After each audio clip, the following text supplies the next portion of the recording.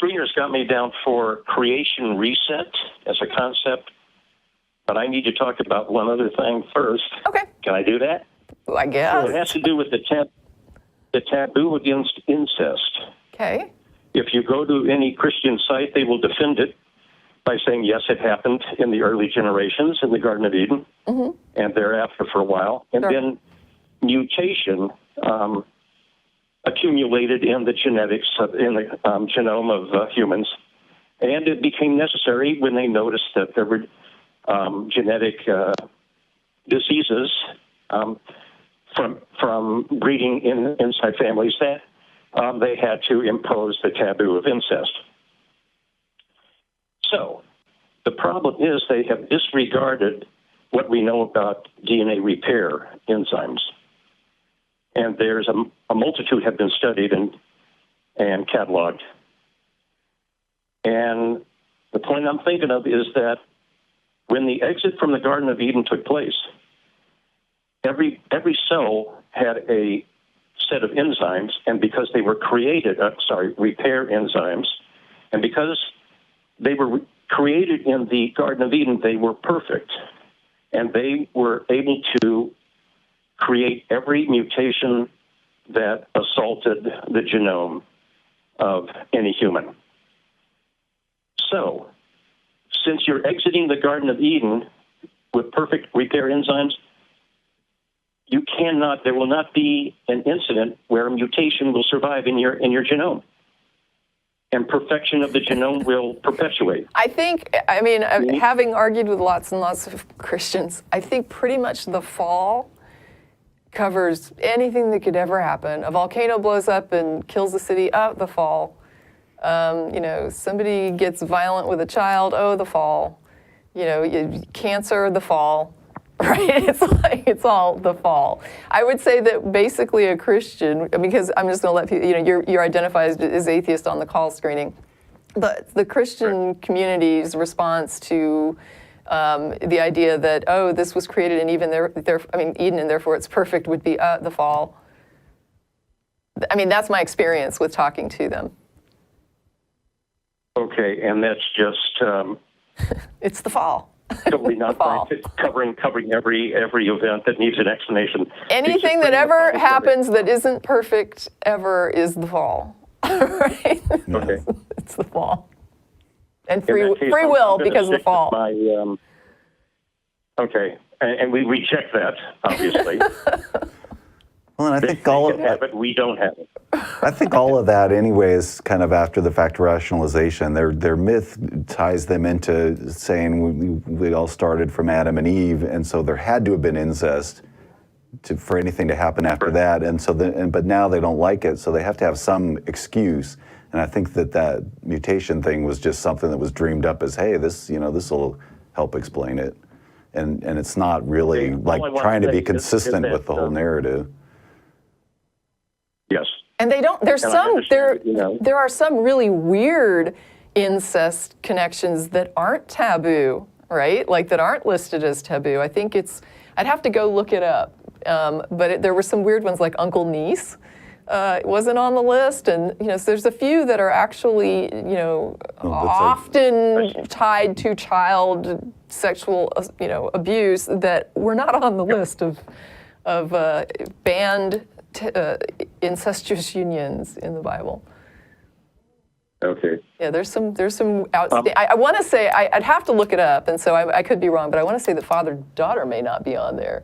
But I'd have to look. It was some really strange ones that were missing, where I was just like, there's mom and son is on the list, but where's, so it gets a little squirrely. Well, it's difficult to argue because they get comfortable with their non-scientific explanations that cover everything and account for it. Anything they can't explain, it's covered. Yeah. So let me go to my first topic about the creation reset. Sure. My claim is that God instantly knew when he created Adam and Eve, his omniscience allowed him to foresee every event in the future. Not control it, just foresee it. Okay. Correct? Oh, I would say a great many Christians would accept that as correct. I would say they would say that he saw what was going to happen before he initiated creation. So yes. Okay. Well, yeah, that's interesting. You say before. I've never thought about that. Yeah. I would say at the instant where you have something tangible, some molecules exist, then you have the ability with your omniscience to foresee forever. So, but I'll consider what you said there and give it some thought.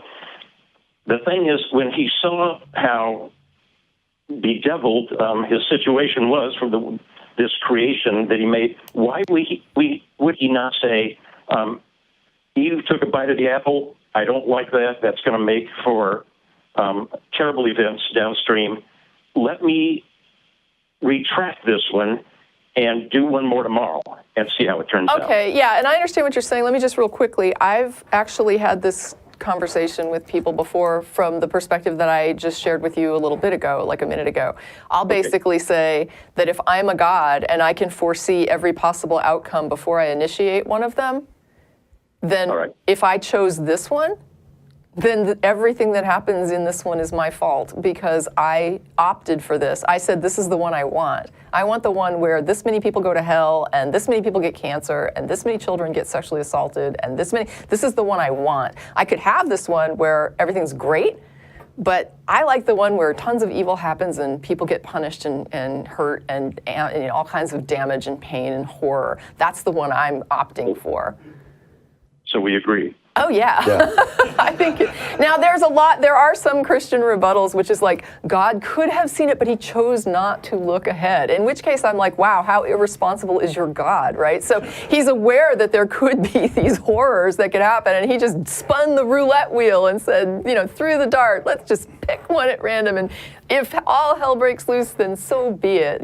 Set Satan loose on the planet, and hey, if that happens, it happens. I don't know. I don't want to know. And the catch-all excuse, I think, for that is free will. Well, he knew it was going to happen, but didn't want to interfere with our free will. Yeah, which is a whole other kettle of problems, right? Like.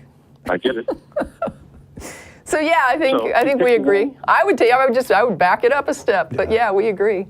The conclusion is he must have wanted the fall to happen. Right. Because he would have known it was going to happen. And it's like, oh, you did it, you're responsible. And it's like, no, it was already preordained.